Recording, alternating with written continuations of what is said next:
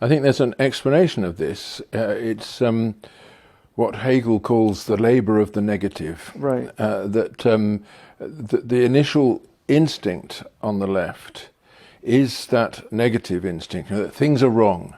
And they must be rectified. They can only be rectified, however, by the seizure of power. And so we're going to seize power in order to rectify them. But once you've got the power, the negative is still there in your heart because it's driven you all along. That's the thing which has inspired you. So you set about destroying things, punishing people.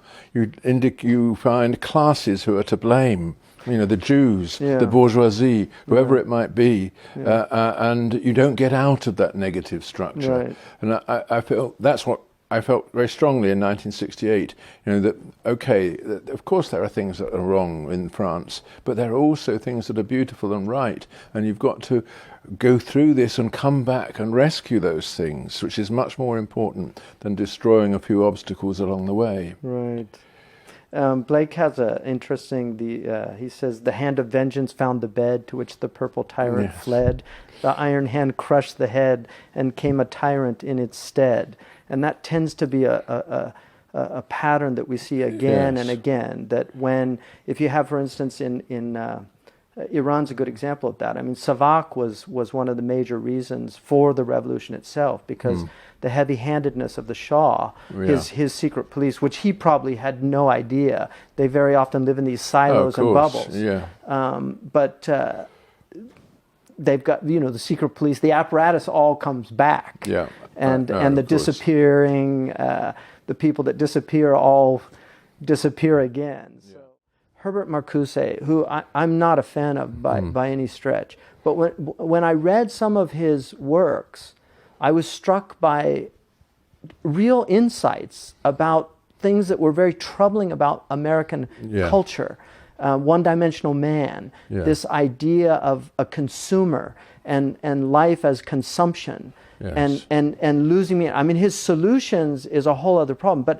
And this is something I think that's very seductive, is that the critical aspect of Marxism and neo-Marxism has always been, it's always had a resonance in a lot of people. There's something very, very powerful about it. When you get to solutions and how we deal with these things, we're in another realm. But if I think if conservatives don't really address the real serious critiques that are there about the status quo. I think you're right. They have perhaps neglected those critiques, but as I was saying earlier, the purely negative approach to the status quo is simply going to perpetuate this negativity, and has done.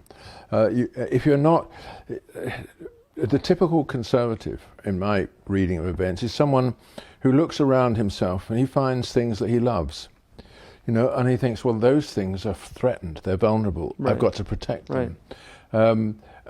And it's not often that you find on the left somebody who looks around and finds things that he loves.